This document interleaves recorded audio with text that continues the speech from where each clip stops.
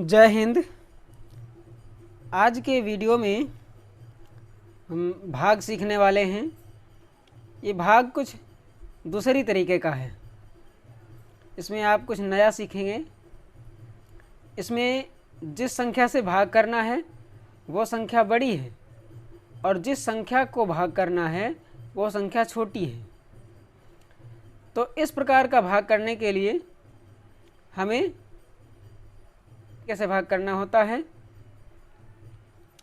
तो इसके लिए समझते हैं। जैसे हमारे पास कोई एक वस्तु है या एक कोई रस्सी है। एक उदाहरण के द्वारा देखते हैं। जैसे ये कोई रस्सी है और ये रस्सी 3 मीटर है। इस रस्सी की लंबाई 3 मीटर है और इस रस्सी को हमें 8 भागों में बांटना है। तो इसके लिए हम इसको 8 भागों में काटेंगे।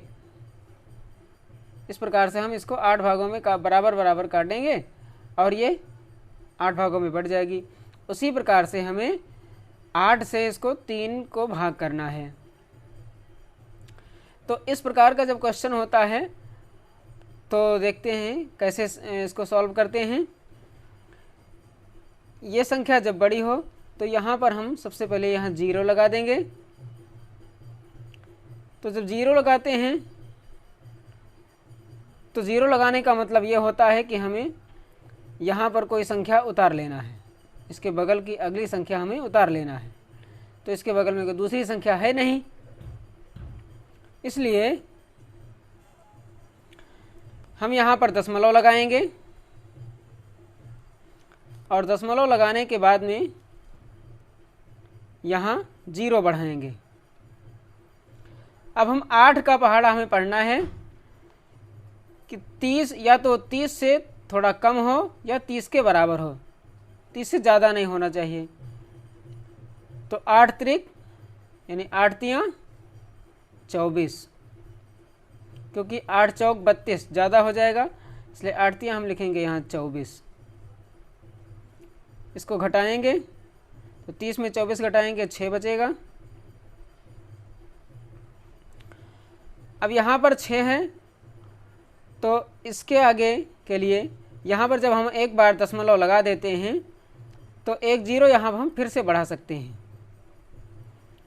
अब हमें 8 का पहाड़ा फिर से पढ़ना है, जिससे कि 60 से ज़्यादा नहीं होना चाहिए, या तो 60 आए या 60 से थोड़ा सा कम होना चाहिए। तो 8 सत्ते 56, यहाँ सत्ते जाएगा 7 बार, तो यहाँ 56 लिखेंगे। फिर से घटाएंगे तो यहाँ हुआ, यहाँ से कैरी लाएंगे 10, 10 में से 6 जाएगा, 4 बचेगा। यहाँ 5 बचा, 5 में से 5 कैंसिल हो जाएगा। अब 4 आया है, अभी भी हमें फिर से भाग करना है। तो यहाँ दशमलव लगा हुआ है, इसी दशमलव का हम यहाँ 0 ले लेंगे। अब 8 का पहाड़ा हमें फिर से पढ़ना है कि वो 40 के बराबर हो या 40 से थोड़ा कम होना चाहिए। तो 8 पंचे 40, ये 40 हो जाएगा। 40 में से 40 कट जाएगा, कुछ नहीं बचेगा। तो ये बहुत ही आसान तरीका है भाग करने का। ये हमारा आंसर हो गया 0.375। इसी प्रकार से हम अगला क्वेश्चन लेते हैं। ये थोड़ा और बड़ा है। जिस संख्या से हम भाग कर रहे हैं वो संख्या काफ़ी बड़ी है और जिसको भाग करना है वो बहुत छोटी संख्या है। तो वही प्रक्रिया होगी। पहले यहाँ हम 0 लगाएंगे, उसके बाद यहाँ पर कोई और दूसरी संख्या है नहीं उतारने के लिए, इसलिए यहाँ दशमलव लगाएंगे और हम यहाँ पर 0 बढ़ा देंगे। तो अब यहाँ दशमलव लगाने के बाद जब हम 0 बढ़ाते हैं तो यहाँ देखेंगे कि ये संख्या अभी भी बड़ी है। जिस संख्या से भाग करना है वो अभी भी बहुत बड़ी है और जिसको भाग करना है वो अभी छोटी है। तो दशमलव लगाने के बाद में हमने 1 0 बढ़ा दिया। अब हमें 1 0 की और आवश्यकता है। इसलिए यहाँ हम एक बार 0 लगाएंगे और यहाँ फिर एक 0 और बढ़ा देंगे।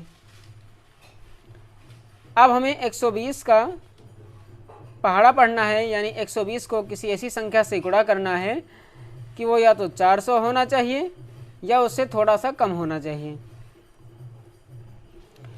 तो 3 बार जाएगा,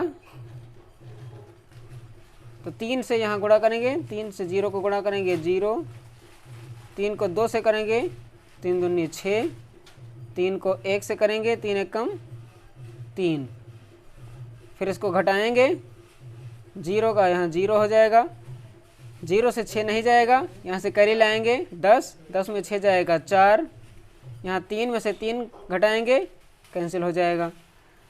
अब यहाँ पर 40 हुआ।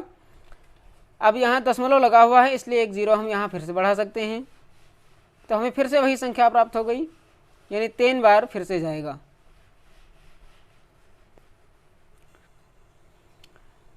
तो 3 बार जब ले जाएंगे हमें फिर से वही संख्या मिलेगी।